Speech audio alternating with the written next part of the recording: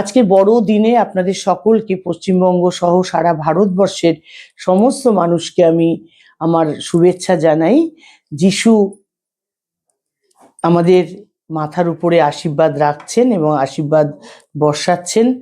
সব মানুষ আজকে আমরা উৎসবে সামিল হয়েছি, কারণ ভারতবর্ষে যে ধর্মনিরপেক্ষতা, সেই ধর্মনিরপেক্ষতার ব্যাপারে আমরা যেমন ঈদে অংশগ্রহণ করি, মুসলমানরা যেমন দুর্গাপূজায় অংশগ্রহণ করি, সেরকম সেইভাবেই কিন্তু আমরাও আজকে বড়দিনের উৎসবে সামিল হয়েছি।